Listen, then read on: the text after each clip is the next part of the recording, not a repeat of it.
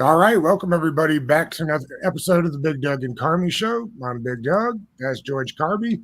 And real quick before we get to today's guest, George, we've been asking finally a new intro. So there's not players that aren't here anymore. There's no more Ron Rivera in the opening. Nicely done by you, first off. Thank you, man. I appreciate it. We did it, Doug. It's been about a month when we have Antonio Gibson and Chase Young as part of our intro. So we're moving on up. We're doing all right. Our guest today from the NFL Network and Fantasy Life is Marcus G. Marcus, what's happening? I'm doing great, guys. Appreciate you guys having me on here. Hopefully you guys are staying cool. I don't know what the weather's like out there, but I'm guessing, knowing that area this time of year, hopefully you guys are staying indoors and staying cool. As Robin Williams once said, it's hot. Damn hot. Damn hot. That's how it is out here. It's funny. I went to school with a guy from California, and he stayed the summer in Northern Virginia with me to move furniture during summer break. He had never experienced humidity before. And I remember that first day, he was like, "What is this on my skin?" I said, "That's sweat, brother. That's what that is, humidity." Yeah, man. I visited. I had a friend who he lived in D.C. for a while, and I actually came out there for 4th of July, and was out there around that time of year. And I remember leaving to catch the metro to the airport, and like hearing the announcement over the PA that like the trains were delayed because it was so hot the tracks were melting, and I'm like, bro, I got to get out of here, man. Definitely jealous of that Southern California weather, man. We woke up the other day. We reached 100 degrees at Dallas Airport yesterday. Woke up, it was 90 degrees by 8 a.m. So it's been ridiculous. It's been a hot week all week. Yeah, all up and down the East Coast, and we're needy of rain. But I think we got some coming. So, yeah, I don't miss Marcus, that. first time on the show, we're always curious how you kind of got into the space. Yeah, I always tell people this job found me more than I went looking for it. I spent a long time. I spent about 10 years working in radio in various forms, hosting shows, doing play-by-play, all that sort of thing. I had been working for what was then Sporting News Radio, which is based in Los Angeles at the time. And after about a year and a half, 2 years of working there, they sold the company. They moved operations to Houston. No offense to the city of Houston. I'm a California kid. I wanted to stay out here in Los Angeles, so I said, well, I'll figure out a way to kind of make it work. So was on fun employment for a good long while, and a former coworker of mine at the radio station told me, hey, look, you should go apply for jobs with the NFL. They're always looking for people in season. He's like, I do some stuff during football season. So I literally went to, like, I think it was like NFL.com/jobs or whatever the website was. Applied for 5 or 6 things, some of which I was not qualified for, but I was just shooting my shot, so to speak. And this was in 2011, where there was a lockout going on at the time, and we didn't even know if there was going to be a season that year. So I applied for a bunch of jobs, kind of forgot about it because nothing happened. They weren't hiring because they didn't know what the status of the season was going to be. Finally, after a few months, when I had sort of forgotten about things, I got a phone call asking if I wanted to be a fantasy editor, write about fantasy football. And I was like, does it pay? And they're like, yeah. And I'm like, shoot, that beats what I'm doing now is just sitting on my couch, freelance writing and watching reruns of Law & Order SVU. So I went, I interviewed for the job. A couple weeks later, I remember turning on the television and turning on ESPN and seeing that the lockout was solved. The players' union and the league had come to an agreement. There was going to be a season.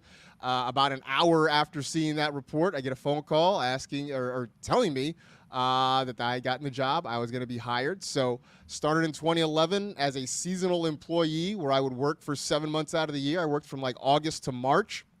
Then they would send me out into the wilderness for 5 months. I'd fend for myself, then I'd come back from August to March, and eventually they hired me full-time, and starting in August will be year 13, season number 14 coming up this year.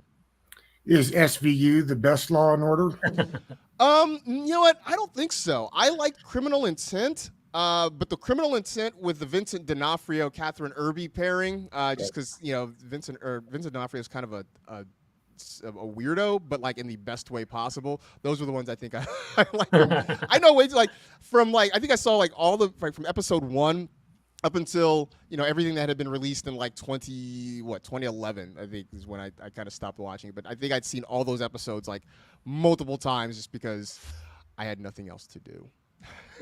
Went back and binged the D'Onofrio ones like a couple of months ago. He's fantastic. He's great. Yeah, absolutely.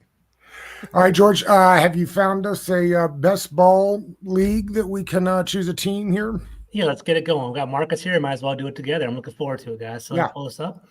Let me give it a shot. And then, Marcus, the thought is we're going to get through the draft. We'll kind of walk it through, but ultimately, you're going to lead us through the picks if you're cool with that. Okay, sure. How many of these have you done so far this year, Marcus? You know what? I am a slacker compared to a lot of other people in the industry. I should actually, as I'm doing this, I should check my phone and see if I am on the clock in any of them. It appears that I am not on the clock just yet. So, like I said, I know there are people out there who have done like hundreds. I would say that I am in the dozens. So, like, I'm definitely a slacker compared to a lot of other folks. We're walking into number 2 as a team right now. Our last draft, we actually had pick number 7. Marcus, is there a particular slot in the draft in the first round that you particularly like or dislike in the draft?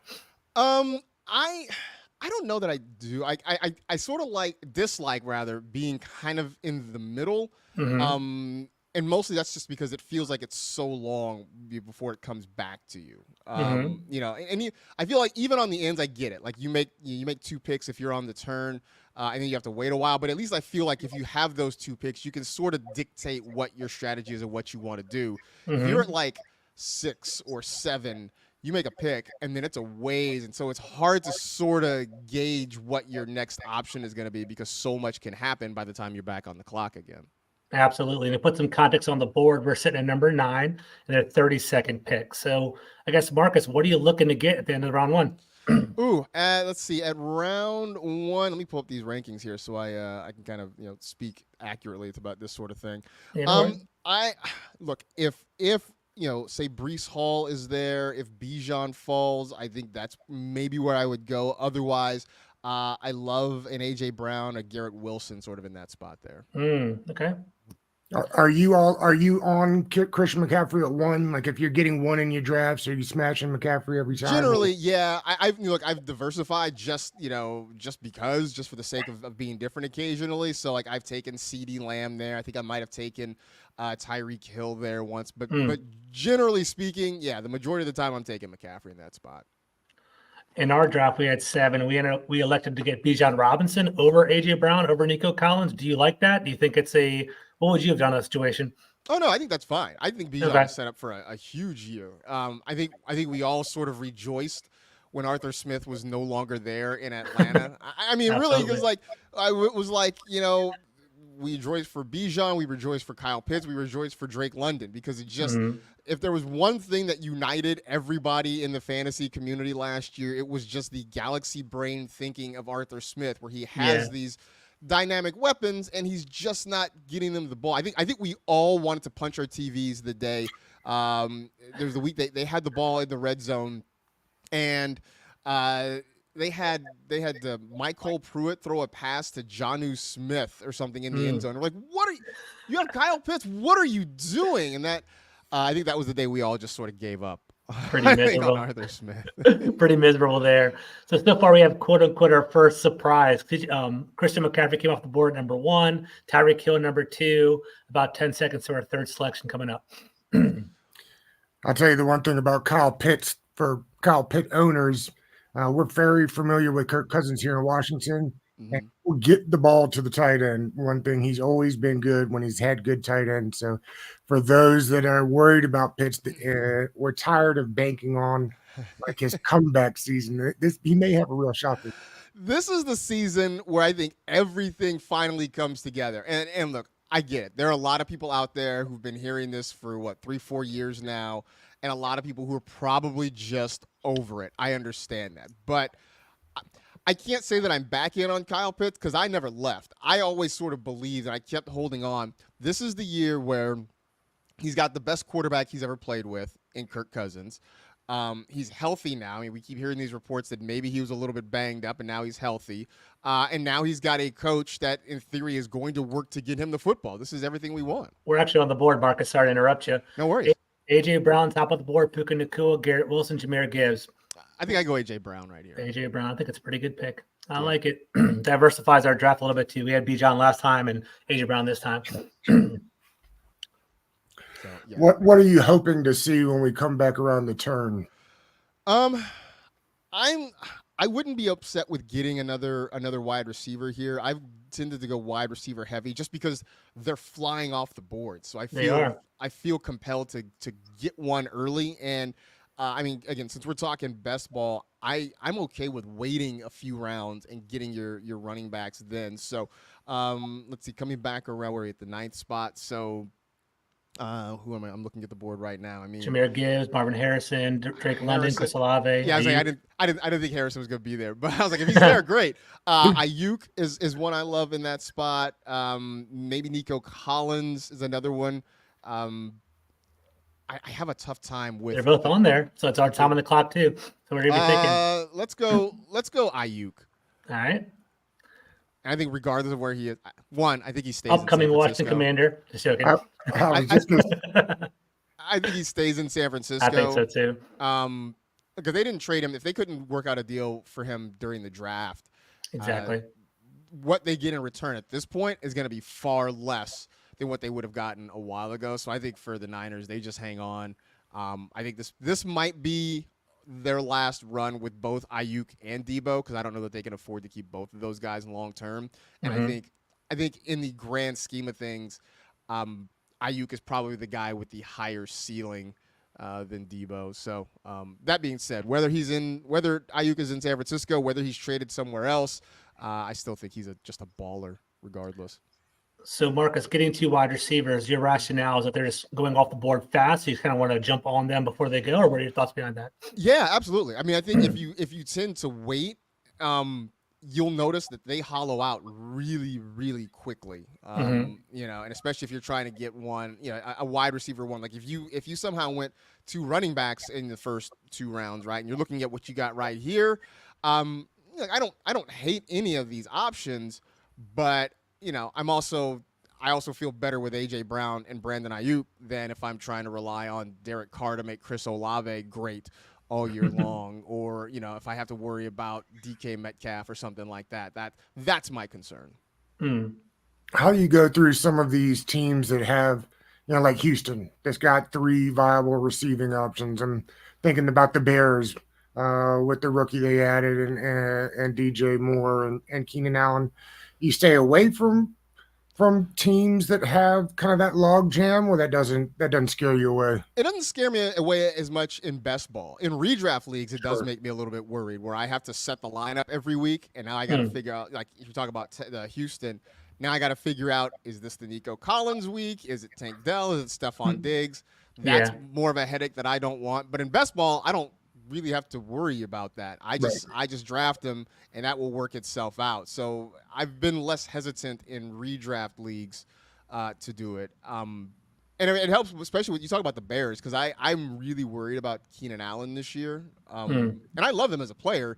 I just, you know, he's a guy who's getting a little bit older. He's had some nagging injuries. He's on a new team. And he's on a team with an offensive coordinator in Shane Waldron that doesn't typically run a lot of 3 wide receiver sets. I mean, maybe he changes this year, but that wasn't his MO in the past. And if they're only going 2 wide receivers, who's the odd man out? Is it Rome Odunze? Is it Keenan Allen? Is it some rotation? Like I said, in redraft, that's just a headache I don't really want. Do you have a favorite way to play, Marcus? I'm pretty basic. I still like redraft leagues. I still like sort of kind of standard-ish scoring.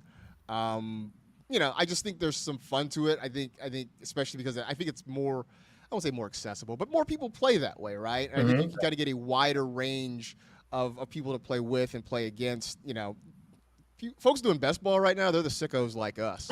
exactly right, 100%. You know, I brought that up at a cookout the other day. I was like, "Oh, we're doing best ball draft," and they're like, You're doing drafts already? And I was like, well, it's a little different. And then I have to remind myself there's like the fantasy world, there's the fantasy community, and then there's like the super D-gens.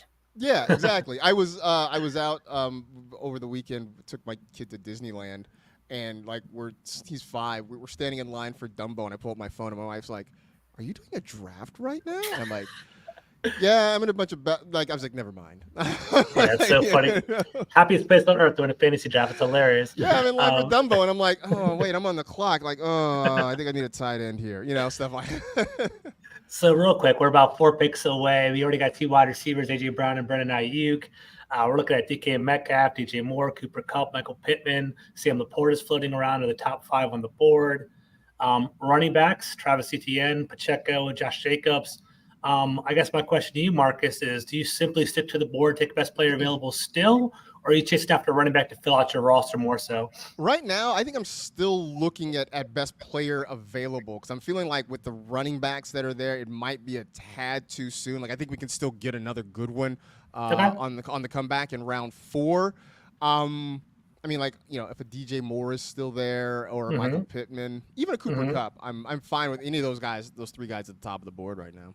You would take them over Tank Dell? Maybe. I think what I'm mostly thinking about too is who can I stack my quarterback with? That's true. And the price to get him. Now, Tank Dell is not a bad option, but you have to pay a higher price to get C.J. Stroud than you would say a Matthew Stafford or even an Anthony Richardson. So hold on real quick, Marcus. 10 seconds. Moore, Kupp, Pittman, Dale. Let's go Kupp. All right, let's do it. Sorry to interrupt you. No, all good. Yeah, so finish off your thought. What were we saying? So I was just saying, right, in terms of like trying to stack your quarterbacks, because I think that's a big thing in best ball, especially. It's you got to pay a higher price for a CJ Stroud than you would. I think Anthony Richardson right now coming a little bit cheaper. Matthew Stafford, you can get. Look, if something weird happens, I don't expect it, but look, if Jalen Hurts is still there on the comeback, then I might take a swing at that and pair him up with AJ Brown. Now. Yeah, that'd be nice. I think we might have a chance here too. Yeah, I mean it's very possible. I'm looking to see where we are.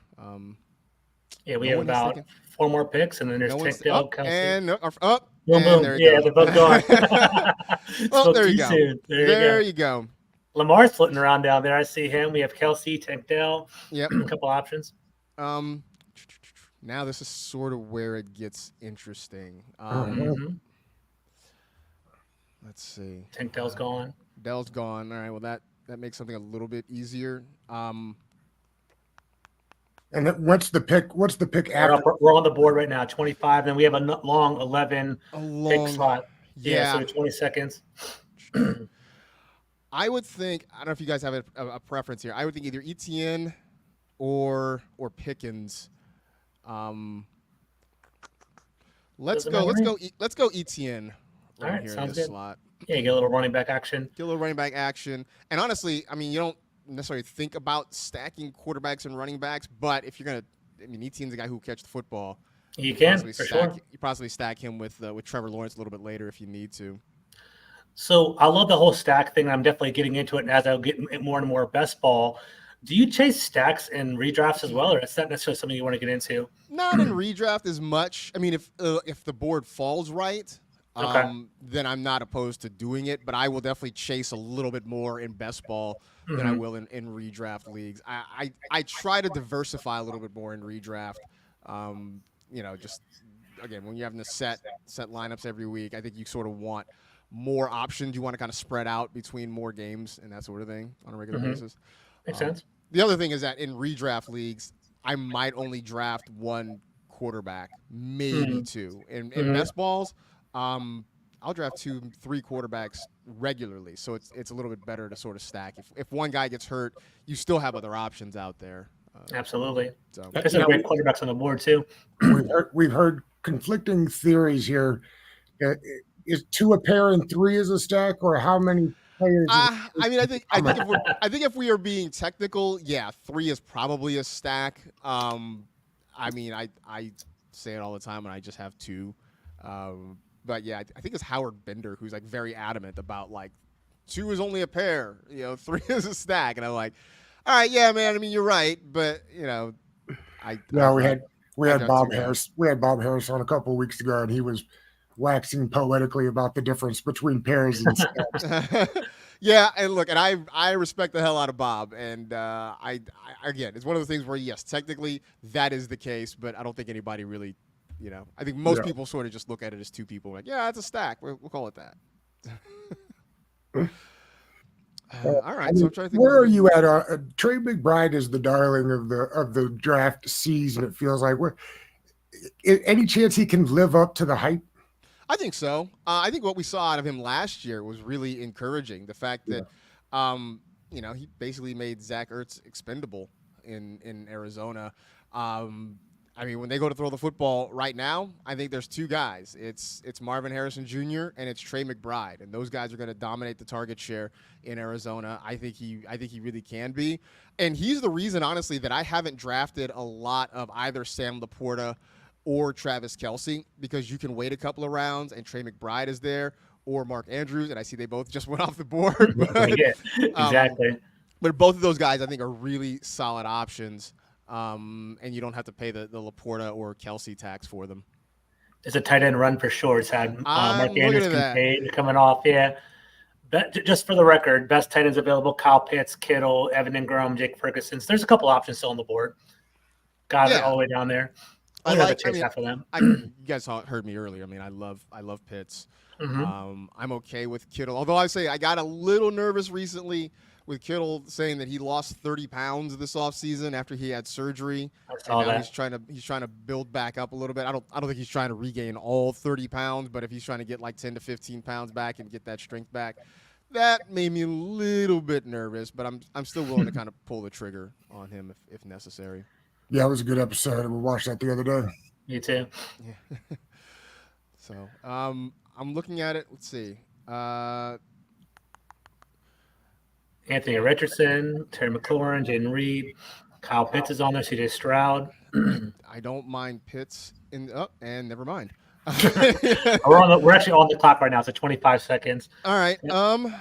So who do we have? We got Brown, Ayuk, and Kupp as the wide receivers. How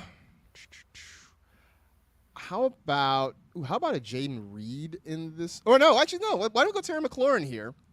Let's do it. So Terry McLaurin, and I don't think you're mad at that on here. And I understand what show I'm on, but also I've been big on Jaden Daniels this draft season. Been drafting a lot of because I feel like he had a sort of Anthony Richardson potential at a much nicer price, and I think the upside for Daniels is that right now he is a more polished passer than Richardson was coming out of college. He has all the same rushing upside that Richardson does. I mean, he's not as big as Anthony Richardson. That dude's a tank. But in terms of just his running ability, he gives you that same upside, but he gives you more as a passer as well. So I have been big on taking McLaurin. Later in drafts, taking Jahan Dotson. I've taken a few swings at Luke McCaffrey as well. I have. It makes me a little nervous how much I'm in on the Washington offense right now, but I'm very much in. One Marcus. Yeah, they're a hot ticket, right? They are a hot ticket for a lot of people we have on, for sure. Yeah, I'm very much in right now. So, all right, so we got four receivers, a running back. So I'm thinking next time around, which I think is in a while, right? We're not. No, we have three picks. Oh, okay. I think we're looking either tight end or quarterback for me here, depending on who's available. Stroud's gonna get sniped. I think we have 3 more picks for him. I don't think Stroud's gonna be there.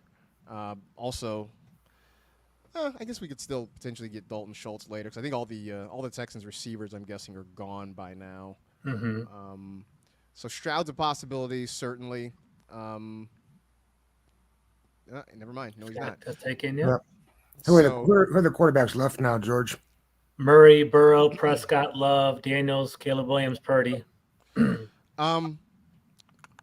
Yeah, I think right here I would probably go with Kittle, because he, to me, is sort of he's that cliff. I agree with that, by the way. Of the higher tier tight ends. After that, it gets a little bit shaky for me, and I'm a person who I don't want to have a worry at that position. Absolutely. And when he hits. I've had him before for a couple years. Yeah, I mean, look, and I say this as a 49er fan who watches them pretty closely. Like, when he is on, like when he's out running routes and he's involved in the passing game, we know how good he can be. The only downside is that because he is such a good blocker, that sometimes he becomes a de facto sixth lineman. And those are the days for fantasy where it's frustrating. It's great for the Niners. I mean, it certainly helps out their running game. For fantasy, though, you get a little bit frustrated when you're like, why isn't he running routes? Why is he, why is he helping pick up blitzes? Why is he, trying to protect Brock Purdy? Like, you want him out there, but, I'll live with that knowing what the ceiling is for him. Marcus, on top of the board, just got snagged. Xavier Worthy. I was wondering, what are your thoughts on the Kansas City Chief wide receivers? Do you have a preference? I know, well, we can kind of shelve Rashee Rice for a moment, but Hollywood Brown, Xavier Worthy, Kelsey, is there one that you want more than the other? What are your thoughts on that? I've been sort of back and forth between Worthy and Brown. Okay. I'm kind of off of Rashee Rice, and it has nothing to do with the off-field stuff. Okay. It honestly has to do with he was very good for them last year. You guys know this. The big story with the Chiefs offense is what's going on with their wide receivers. They were struggling to find anybody, and finally Rice sort of emerged. But you look at how they used him last year, and so many of his touches were manufactured, right? It was screens, it was dump-offs, and he was really, really good after the catch. But they didn't have much of a vertical passing game. Marquez Valdez-Scantling gave them pretty much nothing. Now they have Hollywood Brown. Now they have Xavier Worthy. They've got two guys who can take the top off of defense. And it's a thing that Mahomes has said already. He's like, we want to be more vertical. We want to stretch the field. We want to go downfield. They've got two guys who can do that and two guys who can get open on their own without having to get schemed open. So that makes me wonder, how much are they going to try and manufacture those opportunities for Rashee Rice? So, again, foregoing any potential suspensions or any legal situations, I just wonder whether or not he's going to get the same volume of touches because now they've got receivers that can get open. Yeah, it makes sense. It's a great rationale there. I like that. Also, looking at the board, so it looks like the running backs are they fell off a cliff, right? Aaron Jones, Najee Harris, Jonathan Brooks, Samir White, DeAndre Swift. At this point in the draft, do you even chase after running backs anymore, or do you just kind of wait to the end? There's some guys in this group I really like. I really like Jonathan Brooks, especially in best ball. Right, like it's trending that he's going to be ready for the start of the season, so that's encouraging. But I think you're looking for guys who are going to be better later in the year, and I think that's going to work for him. I like Brooks. I like Jalen Warren. I like James Conner. I like Raheem Mostert. I haven't for the life of me been able to understand Devon Achan's ADP. Yeah, me too. I thought the same thing. It's like number 9 overall or something crazy like that. Yeah, right? He's I get it. He's super explosive. He averaged 7.8 yards per carry. That's an impossible number. Absolutely. And he was gone for a lot of the year, too. He was hurt for a lot of the year. They just signed Raheem Mostert to an extension, which means they're still committed to getting him involved. I think at the end of the year, their production is going to be fairly similar to one another. So why should I spend like a late second round, early third round pick on Achan when I can get Raheem Mostert in like the 7th or 8th? Mostert had what, 21 touchdowns last year too, so it makes more sense to go after him. But I don't know, it's interesting. I get it. People love the shiny new thing, right? And absolutely. And Achan is much more of the shiny new thing. We're on the clock. Sorry, okay. No worries. Let's see. Where are we going right here? I think I know I said let's go with the Jonathan Brooks here because we do have Travis Etienne. So I'm okay with reaching maybe a little bit in this spot and getting Jonathan Brooks. Because I think when he's healthy, he surpasses Chuba Hubbard. And certainly, Miles Sanders was pushed aside last year. Absolutely. So I think I actually got Jonathan Brooks in Dynasty. I'm excited about that pick. I think he'll get a lot of touches. I low key like the Panthers offense this year. I'm not gonna sit here and tell you that they're gonna be like gangbusters or whatever, but they were so bad last year, and they have made it a point to go out and put help around Bryce Young. They go out and they get Deontay Johnson. They draft Jonathan Brooks. They draft Xavier Legette. They understand how much their young quarterback needs help, and they made it a priority to go out and do that. So, and in terms of best ball, certainly drafts in general, the price is very nice for Carolina Panthers. You're not paying up to get really any of those guys. So that's a real benefit. I'm very curious about them this year. That makes sense. Zamir White's problem for fantasy is he won't catch enough passes.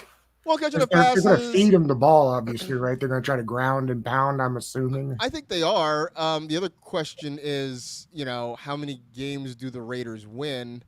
How many games are they trailing in? And so does that mean that they have to sort of abandon the run a little bit? I'm not opposed to Zamir White. I just worry about the situation. Yeah. Do we chase after a quarterback here? We have 22 seconds. We have Harris, White, Warren. I mean, we don't have to. Quarterbacks. No. Okay. Let's see. It's a ways before we come back again, right? So maybe Jordan Love in this spot. Wait, we didn't draft the. Let's see. Okay, maybe go running back. So go back to the running backs. My bad. I know we're 5 seconds. Yeah. Let's go Najee Harris here. I know I said I love Jalen Warren, but I can get down with. Here's the thing. I can get down with Najee Harris too. Like, 'cause I think if what we saw last year is the case, that workload is going to be split pretty evenly. Mm-hmm. And Harris is probably the guy with more of the touchdown upside. Warren will catch the ball a little bit more. Harris is the one who does a lot of the dirty work, and I think when they get down close, he's going to get a lot of those opportunities there. So now I would say this is where we sort of keep an eye on Jaden Daniels, and I think we kind of hit the quarterbacks hard here the next couple of spots. Okay. We did grab a tight end, right? We grabbed Kittle. Got Kittle. All right, so I think quarterback wise, I think we can keep an eye on Jaden Daniels. Brock Purdy, I think, becomes a priority a little bit later. Mm-hmm. And then we still have an option to go get Trevor Lawrence. We have an option to get Matthew Stafford. So we have some flexibility, I think, at the quarterback spot. But for me, I would say Daniels and Purdy probably a priority on our next couple of picks. Got it. How do you jive out the Washington backfield, Marcus? So at first, my first thought was, I don't know if I love Austin Eckler and that I liked Brian Robinson. I like Brian Robinson basically based on the ADP. Mm-hmm. My fear with Eckler is that Jaden Daniels is a quarterback who runs. Does that mean he's just not going to dump the ball off? Like when things start to break down, is he going to use Eckler as that outlet? That's my only concern, just because so much of what made Eckler valuable for the Chargers all those years was catching the football. I think they're still going to use him as a route runner. They're going to use him to catch the football. I just wonder if his target share comes down and those receptions come down, and that's going to hurt him a lot. And look, one of the things Eckler has said, I mean, he hasn't been shy in basically saying, like, I'm trying to preserve my body. And, like, I want, he went to the Chargers a couple years ago. He's like, I want the ball less. Right. Which all of us who play fantasy are like, what are you doing? Yeah. But he's been, he said a couple weeks ago, he's like, look, part of why I parted ways with him is like they wanted somebody who could carry the ball 300 times. I'm not that guy. And so I think that sort of gives you some hope for Brian Robinson. Lately, I started to come around, though, that Eckler's still going to be fine, and I think where his ADP is, I'm okay with it. But I think I've probably drafted more of Robinson than I have of Eckler at this point. Yeah, it'll be interesting to see what the usage is for those guys because, frankly, one of the biggest storylines, and we talk about this on the podcast all the time, is nobody really knows what the offense is going to look like. Like we have an idea from Cliff Kingsbury in the past, but I mean, Anthony Lynn's there, Brian Johnson's there. Like there's a group of guys that don't necessarily – that all do things just a little bit differently. So I think it's fascinating what the offense might actually look like. Yeah, and I'm with you. I mean, I like I said, I've been drafting a lot of commanders, and like part of me is like I'm nervous about it. Like I'm optimistic but nervous for that very reason. Is that we don't 100% know how it's going to work out. Like the talent is certainly there, no doubt about that. But how the pieces fit together, I think, is what makes me concerned. So is this Jaden Daniels here? I think Jaden Daniels here, provided these next two guys don't. All right, I was going to say, you were talking about Jordan Love last time, and he actually was. I know. Jordan Love was actually we had 20 seconds. You were going to pick Jordan Love last round, but he's still floating around here. Do you take him or Jaden Daniels? I take Jaden Daniels just because we've got McLaurin, and so we can pair them up together. I think had we gone with Jaden Reed earlier, then I would have taken Jordan Love in that spot. Now somebody took Purdy. Yeah, early. You got early on the round. I feel like I wonder if somebody did that on purpose, like if they were really stacking him or they were just trying to block us. Like if somebody was like being a jerk and just trying to block us, which is always a possibility. I mean, if that's the case, look, if Jordan Love is still there, I would be shocked if he is. But if he's still there, then that would be the move, I think. What are your thoughts on the Packers wide receiver? That's another interesting one. They're so young. They're so deep, right? We have Dontarian Wicks. We have Romeo Dubes. You have Christian Watson as well.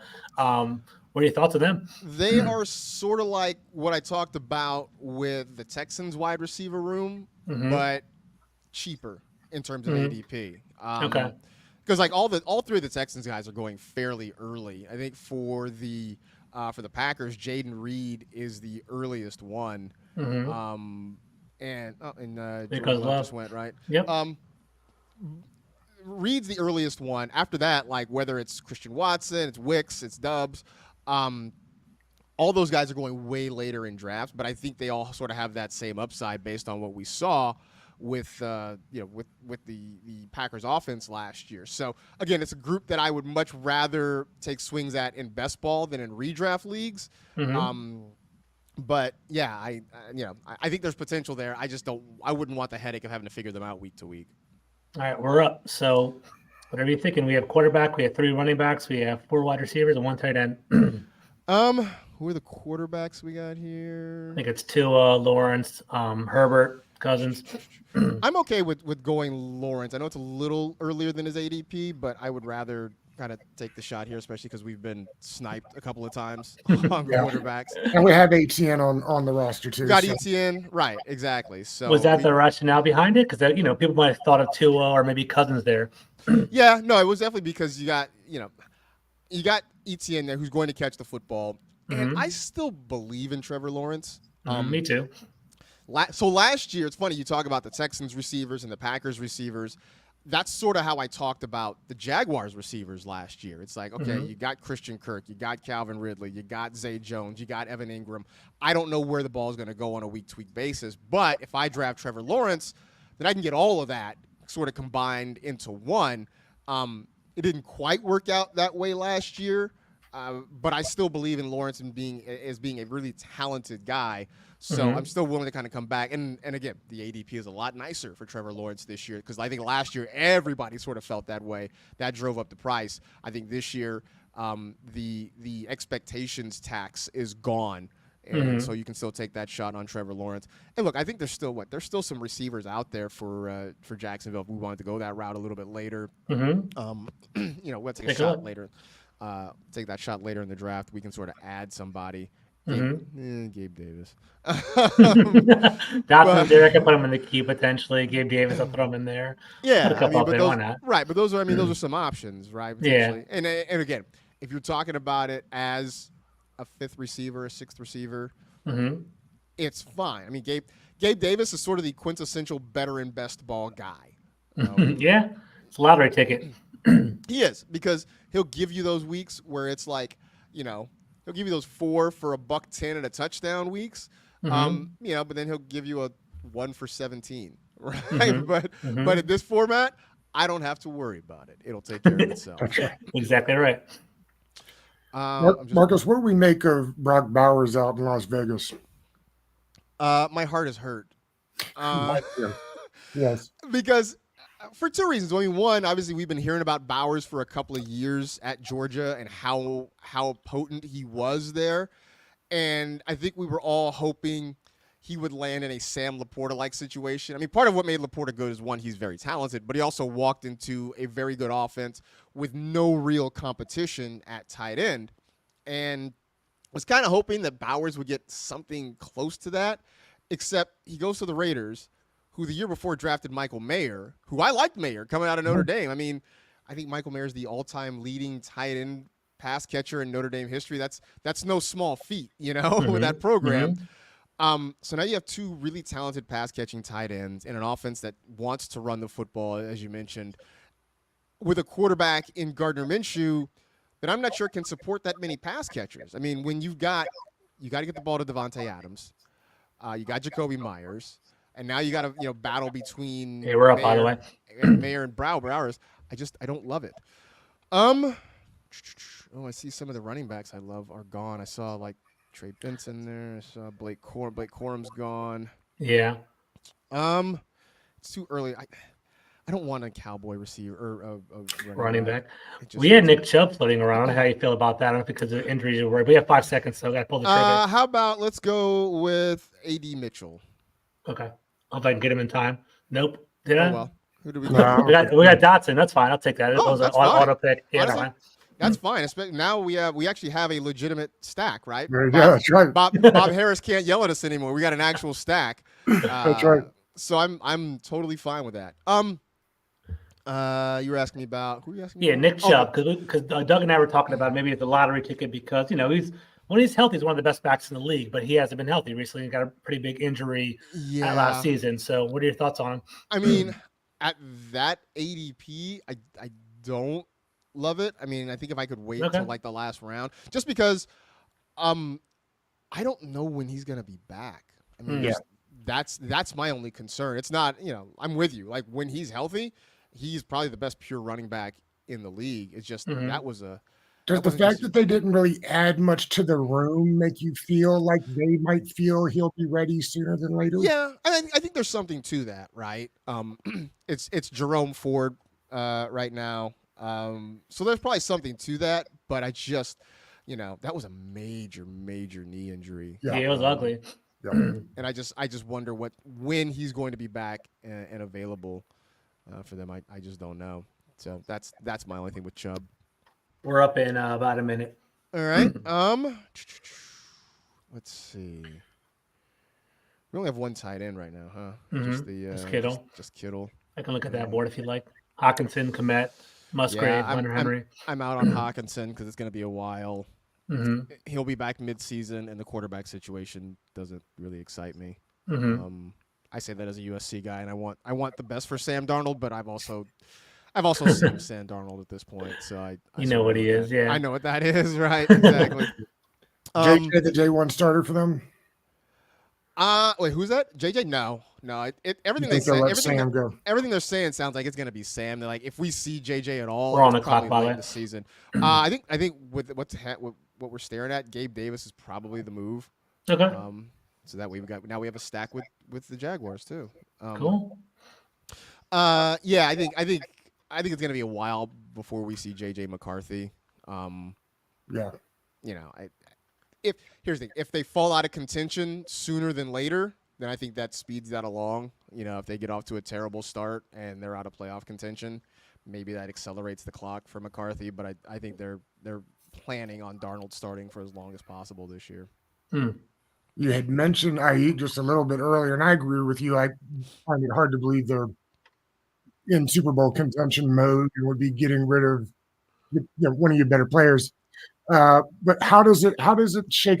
I think better chance that he gets traded, or that they keep both this year and eventually Deebo Samuel gets traded. Yeah, I think they keep both this year, and I think eventually Deebo's the guy who's probably the odd man out. Right. And I think they sort of signaled that when they drafted Ricky Pearsall, who I think can be a really nice piece. Pearsall is an interesting piece because I think in best ball and in redraft leagues, I haven't really been so hot on him. In Dynasty, very interested in Ricky Absolutely. Pearsall. I agree. Like I think this year, I don't know how much you get out of him, but I think going forward, I think is when the door really opens. I agree. How many running backs do we have? We got 3 running backs. We got Etienne, Brooks, and Harris. I wouldn't hate Marshawn Lloyd in this spot. RQ. Okay. Yeah. Would not hate him in this spot. So he's behind Josh Jacobs, right? He is, and at first that was another one where let me caveat this by saying I am a USC homer. Okay.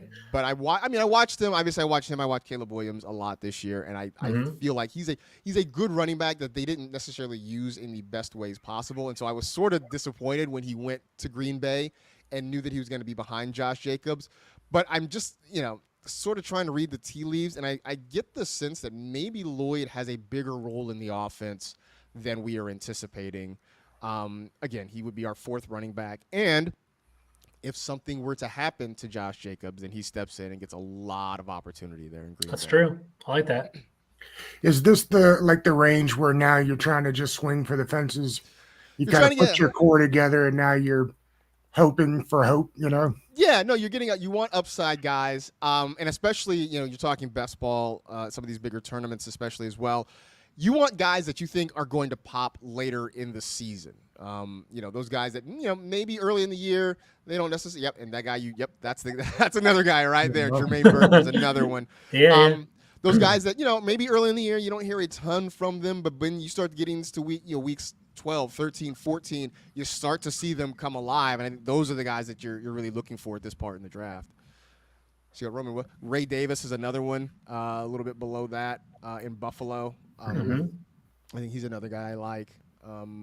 Keep going now. Is he the number 2 behind James Cook now? He is, and I think he's going to have a decent role even early in the year. I think Cook is the guy who catches the football a lot for them, but I don't know that they love him as just a straight runner. He'll get those opportunities, but I think they want to try to use Ray Davis in that regard. The only downside to being a Bills running back is that Josh Allen has been their best goal line back since the day he was drafted, and I don't see that changing necessarily. It's amazing for James Cook, and I'll knock on some wood here just for his sake, but I've been watching him since Georgia, and I can't remember him ever getting hurt, like ever. Even at like 180 pounds, and he runs through the tackles better than his size would you would think. The fact that he's never had anything, missed any time, I think is incredible. Yeah, no doubt. No, he is very durable for sure. Here, I missed it. Is Matthew Stafford still there? Did he go already? I feel like I didn't see him go off the board, but I don't see him here. Let me type in his name and take a look. Yeah, let's see. He must be gone. No, he's still there. No, he's still there. Actually, no, he was. No, he's gone. No, he's gone. Yeah, he's gone. Sorry. All good. Let's see. Are we on the board yet? We are just literally right now. All right. Let's see. I would go probably Jermaine Burton, and I think that would probably be our fill of receivers. I don't think we need more than, I think 7's probably the max that I would do. Okay. So I like Burton. Burton has that upside that we were talking about, just in case if T. Higgins goes down or Jamar Chase goes down, he walks right into that lineup with a lot of targets. I think Jermaine Burton was a guy. If he didn't have off-field issues, like the character reports on him were awful. Without that, people were talking about him as a day 1 pick. He catches everything. Again, as a guy that watches Georgia all the time, that dude didn't drop much, and then went to Alabama and did the same thing. Yeah, so the talent is certainly there. We know he's got the quarterback in Joe Burrow to make it happen. So yeah, I'm all about Jermaine Burton. When we're talking about 2 guys coming off ACL or not ACLs, but Achilles, do you prefer Aaron Rodgers or Kirk Cousins? I prefer Cousins just because he's slightly younger than Rodgers. And the offensive line for the Jets was not great last year. No, it was not.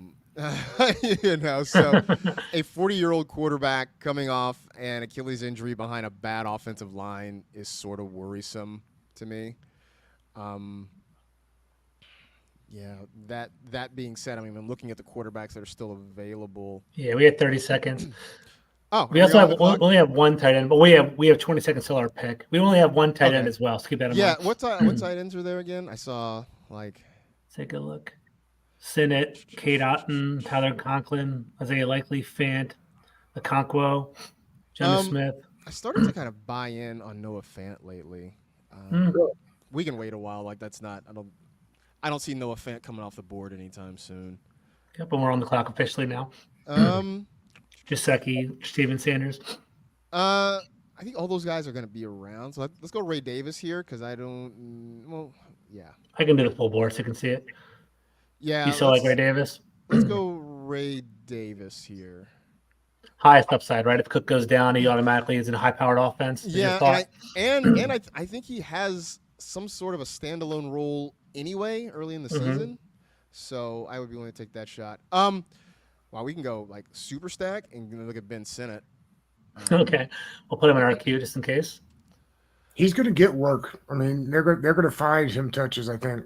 Yeah, I the closest comp I can come up with for him is probably like a Kyle Juszczyk, because I know he's like Juszczyk's a fullback and Sennett's more of a tight end, but in terms of like, you know, what Sennett did in college at Kansas State, I mean, he was kind of an H-back, right, where they would use him as a blocker in the run game, but they would also let him go out and run routes and he'd catch the football.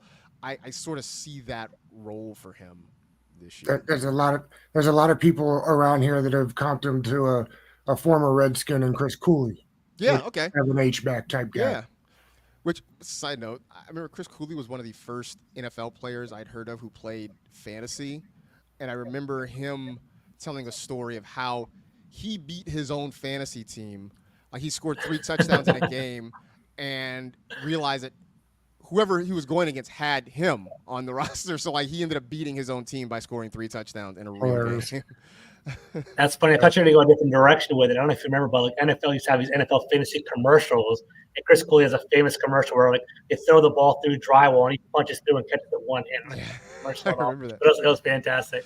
Those commercials were the best. Yeah, they're awesome. I know he played. I get to work with Maurice Jones-Drew, who was a huge fan. Like, he was like the first guy I met who was like, yeah, I draft myself first in every draft.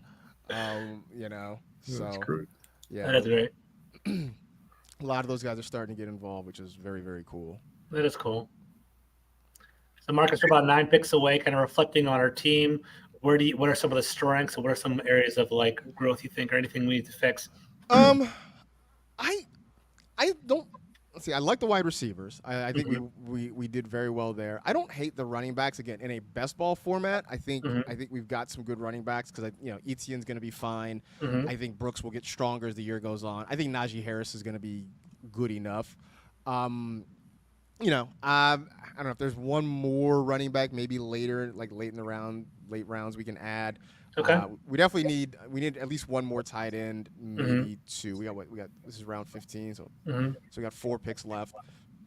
So I would say if we can get 1, maybe 2 tight ends and a running back, I think we can kind of fill this out a little bit.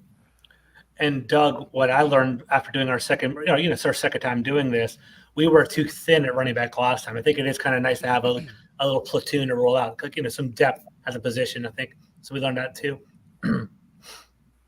This is definitely a stronger wide receiver room than we put together the first go round. Absolutely. But the first one we did, George, too, we went running back in round 1. Exactly right. We waited a while before we got back in there. We probably fell into the trap of just not paying enough attention to it as it came back around. Mm-hmm. Yeah, that's the thing I've learned just with wide receivers. Like everybody is just so hungry for them that it's hard. And I don't mind going, depending on who the running back is. If it's McCaffrey, Breece Hall, Bijan Robinson, I'll take one of those guys in the first round. If the board doesn't shake out where I'm comfortable with those guys, then I will, I'll just go wide receiver, like a couple wide receivers early and come back to it because, I sort of got my targets in the middle rounds that I think are going to be good this year. Your colleague Pete Overset, we had him on the show a couple weeks ago, and he basically kind of instilled it in my mind and said, George, you got to walk away with 4 wide receivers in the first 7th round. He's run 1,000 simulations. That's kind of my general rules that he came up with, and I like that. Yeah, man, and Overset, man, that dude is he's like the best ball, yeah. He's the guru, man, of this stuff. He really is. What Pete says, I listen particularly closely to what Pete Overset is talking about. He was fun too. I enjoyed having him on. He's hilarious. He is. We're up in about 15 seconds. All right. Well, Sennett, I think, is the pick as long as this person doesn't snipe them. So yeah, let's go Sennett here. Let's go Sennett. Cool. And then we have 6 picks. 16, 17, 18. So we got. Did Will Levis just go? Yeah, I was wondering about it. I was going to ask you. Like, he has some running upside, right? I'm starting to come around on Will Levis. Okay. Especially as a third quarte's Like, I'm definitely down on him. Like, he is the king of the YOLO ball, right? Like, he's just gonna he's gonna just throw it up. He's gonna be just like, F it. Duke Hopkins is down there somewhere. Exactly right. They added Calvin Ridley, right? They put some weapons around him this year. Yeah.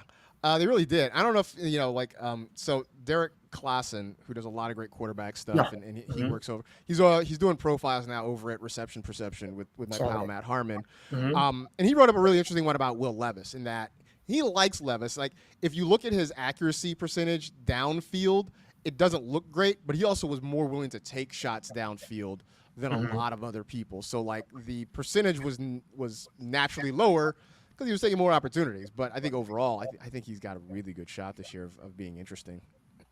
Got that arm arrogance. Yeah, that's a good way to describe it. Yes, that's exactly right. I remember when Matthew Stafford first got to Georgia, Michael Vick had kind of the same problem where he would throw it. There was no back off. Like the ball came out 100 miles an hour every time, and they were like, "Listen, Matthew, that guy's running a 7-yard out. You throw it 100 miles an hour, you're going to hurt somebody." Yeah, I remember Michael Vick had that problem. I remember Colin Kaepernick had that problem too when he first got to San Francisco, where it's just like everything was a rocket, and it's like, hey man, it's just a dump off to the running back. You can take a lot off of that. You know? That's right. So we're on the clock. I'll leave it up to you. I star J.K. Dobbins. Obviously that Michigan offense that Harbaugh wants to bring over to the Chargers. I know Gus Bus over there as well, but I thought that was an interesting option there. So it's up to you. I think at this part in the draft, I'm okay with J.K. Dobbins. Okay.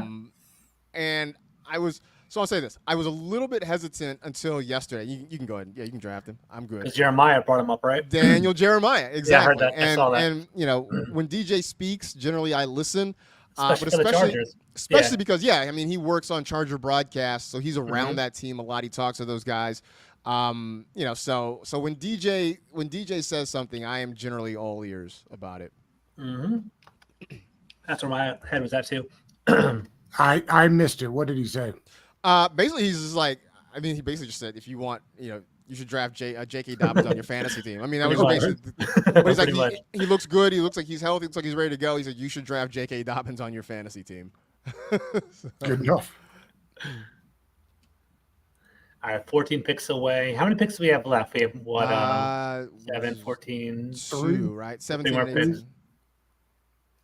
We have 16 picks. There's 18 altogether, so 2 more. Yeah, so we got 2 more. Yeah, what do you think that Chargers offense is going to look like? Talk about a coaching staff that's going to want to pound the ball. They've got maybe the best offensive line in the league, but you got $100 million, $200 million quarterback back there. What do you think it actually looks like out there? I can't believe they're not going to let him throw the ball.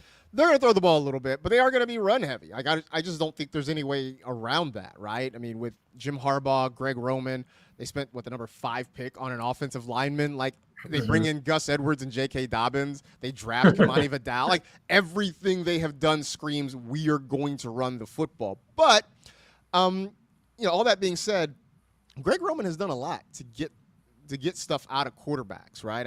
He worked. I think he had Alex Smith in San Francisco. I know he had Kaepernick in San Francisco when they went to the Super Bowl. He did a lot with Lamar Jackson. So he has been able to get a lot of good stuff out of quarterbacks. So I don't think they're going to completely ignore Justin Herbert because, to your point, they have a lot invested in him financially. They're not just going to bail on him all of a sudden. So I do think they're going to throw the football a lot. Side note to that, Ladd McConkey is a guy that I've been drafting a lot this year. I think he's going to fit a really nice role in that offense. I have been sort of convinced by my pal Matt Harmon that maybe I shouldn't completely be out on Quentin Johnston either. But I don't think this is going to be a Charger offense where Justin Herbert lines up and throws the ball 35 times a game. Like if that's happening, something bad has gone wrong. Something bad has happened for the Chargers that day. And look, I go back to Jim Harbaugh had Andrew Luck at Stanford. That's right. They were a run-first team at Stanford with Andrew Luck at quarterback. So I don't think he's just going to suddenly abandon all of that right now for just because he's got Justin Herbert. Yeah, I don't remember the exact numbers, but to your point, going back to Stanford, it's like I think he's third pretty much everywhere he's gone in run percentage. Yeah, hard to not see it be that way. Yeah, 100%. Look, Austin Eckler was like, they want somebody who can touch the ball 300 times. Like, I'm not that person. So I think that alone sort of suggests what they want to do there. That's right. So. I Got see some you got. slim pickings. Go I ahead. see you got Bryce Young queued up, which I'm okay with Bryce Young this year. Like I said, I'm intrigued by the moves Carolina has made, so I'm very much okay with. Well, and with you know Bryce he Young. starts from week 1, where with JJ Ball. probably not. Yeah, he starts from week 1, and I mean, short of an injury, he starts all 17. You know, I don't know that you can say that with J. You certainly can't say it with JJ. I don't know that you can say it with Drake May either. Yeah. I think it's going to be Jacoby Brissett probably at the start of the season there. I agree. Marcus, I think we need one more quarterback because we have Jaden Daniels and Trevor Lawrence. But I think Bryce Young's a good swing. Marcus, what do you guys got going on over at the cheat code? Let's see. Well, at he's the gone. Sorry. Darn you. 25 seconds. One And McCarthy. Are we on the clock right now? Yeah, on the clock right now. Then let's take a shot at Drake May. Okay. Because I guess in the vein of guys who potentially could pick it up later in the season, he's one of those guys. Like early on, probably not gonna get a whole lot out of him, but later in the year, you could probably get something out of him. Okay. You were asking though, Doug, what do you guys got coming up on the cheat code? Like what on the cheat sheet? What are we gonna do this week? Let's see. I think the movie we're gonna watch is Backdraft this week. That's a great movie. It's a great movie, and in honor of, I was like trying to figure out what we were gonna watch, and then Donald Sutherland died. And I was like, all right, let's watch this movie. You know, like my buddies in the text chain were like reminding me of that movie. I'm like, okay, well that seems like a good movie. I was looking. I don't know if you saw this. Joe Burrow and Justin Jefferson were in France, right? France at I don't know. Did you see the suits that they were wearing? Yes. Did you see AB's comment lack of shirts on his shirt? I haven't seen AB's comment on it. I'm sure he had something intriguing to say. Absolutely. Yes. So whenever we bring that up, we may even get into Le'Veon Bell's random rant about Adam Gase that seemed to come out of nowhere. He just went on, I don't know if you saw this. He went on just a random Twitter rant. He did. He was not a fan of the dive call. No, I mean, I sort of get it, but I'm like, why now? Like, what happened? What happened to stir up that hornet's nest that all of a sudden he's just going on this Twitter rant about Adam Gase? So that's some of the stuff we'll get into. And then on the pod this week, I think we're going to talk about crowded wide receiver rooms. I know we've talked about that on this show. We may dive into some crowded wide receiver rooms. You know, I'm sure we'll talk about the Texans and the Packers. Yeah, we're up on the board. And the Bengals. Let's see. No, all good. Let's see. Who else do we? Where do we need? Do we? No, I said we have too many. How many Jaguars do we have? We have Etienne. We got Lawrence. We have Gabe Davis. Yeah. How about Deontay Foreman? Steal it. Yeah, this is complete dark throat territory anyway. It's absolutely dark throat territory. I'm like, why not that? Did you like Jatavion Sanders coming out of Texas? I did. I don't know, again, if this offense is enough. As much as I'm optimistic about it, I don't know that it's enough to support that many guys because, Deontay Johnson's going to get his. Adam Thielen had a really good first half of the year last year. I think he's still got a little bit left in the tank. I think they've been really big on talking up Xavier Legette and how many ways they want to get him the football. And you got Brooks, you got Hubbard. So I think that at least for this year, I think Sanders is way down the list of guys that are going to get opportunities. But in terms of his talent, I love his ability for sure. And other than the try to think who the tight end other than the kid from Notre Dame. Who did they have? There was Tommy Trimble was there. Yeah, that's what I was thinking about.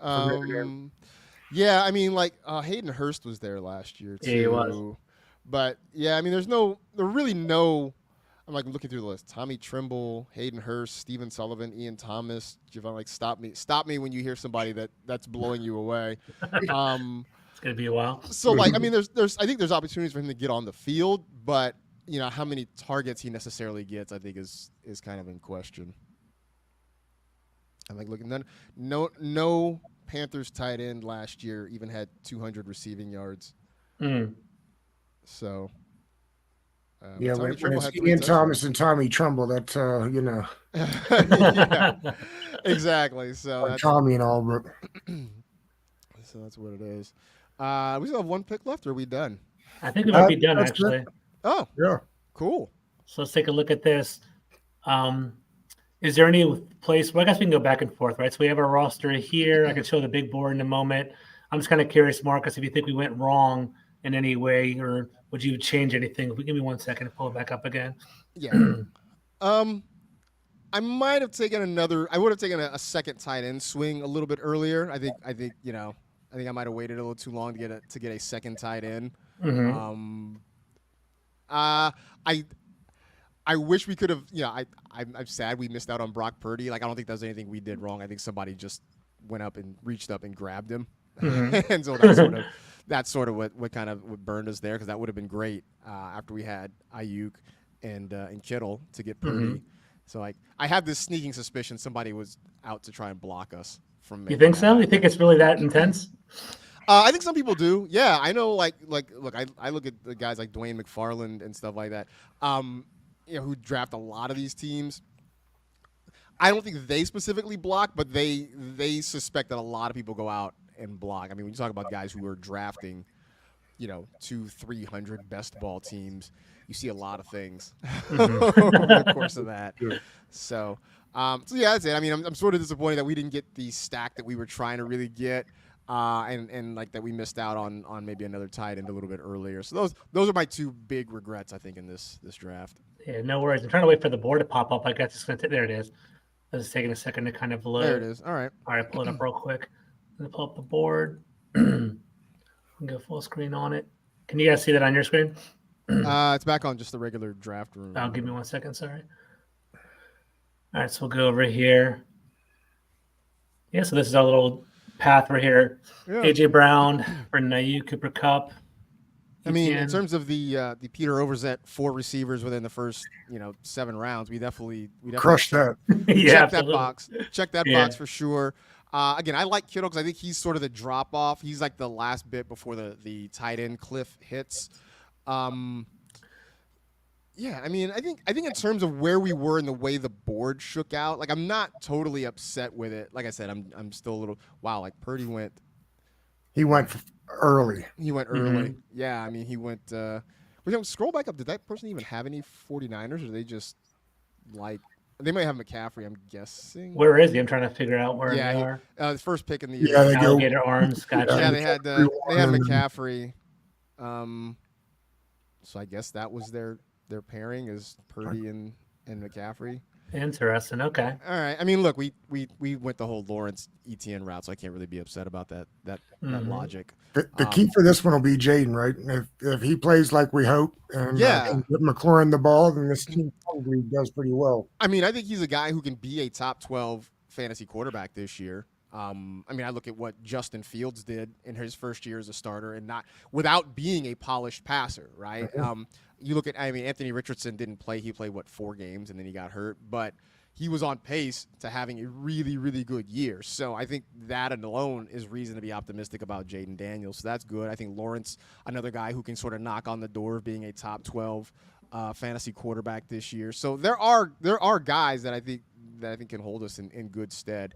And then having that actual bona fide Bob Harris certified stack of Lawrence Etienne and Gabe Davis, I think is intriguing enough. I don't have buyer's remorse in any round right now. I'm looking at it. I guess one potential question would be Najee Harris. We got at 88. Raheem Mostert went at 93. I don't know if you have any regret on that one by any chance. I mean, not extreme levels. Like I said, okay. It's funny because that round. Mm-hmm. I love pretty much all the running backs that went in that round. Mm-hmm. Warren, I talked about how much I love Warren and Mostert. Mm-hmm. I love James Conner this year. Mm-hmm. I think Zach Moss has a really good potential. I think Zamir White. So, all of those. In fact, I would take all of those running backs over all the pass catchers that went in that round. Yeah, for sure. Jameson Williams, Cortland Sutton, for sure. I know people are super excited about Jameson Williams, but at best, he is the third option in that offense. And he might be the fourth option depending on how many targets Jahmyr Gibbs gets. So, Jahmyr, right. So I'm looking at this. Yeah, I mean, Jahan Dotson, we got him to go along with McLaurin and Daniels. I'm with you. I don't really have any major buyer's remorse anywhere here. Just, some things shook out on the board that were out of our control. Yeah. It happens. There's nothing you can do about that. Would you take Jay Daniels over Caleb Williams and Jordan Love again? Over Caleb for sure. Okay. I think in terms of dynasty, I think Caleb Williams has the higher ceiling, and I think he's my QB1 in dynasty. But for this year, I would rather have Jaden Daniels. Love, it's a coin flip. Yeah. It's a coin flip, for sure. Marcus, this was great, buddy. I appreciate it, man. This was a cool way to do this. Yeah, absolutely. Thanks for having me on. I'm glad we go through this. Hopefully this team actually, bears some fruit. But I at least on paper, I love it. Who knows what happens, how we're feeling about it in week 13. but for now, feels great. Thank you, buddy. We'll have to do this again sometime. Absolutely. You guys reach out for sure. This was a lot of fun. All right, Marcus. Okay, man. See you. See you.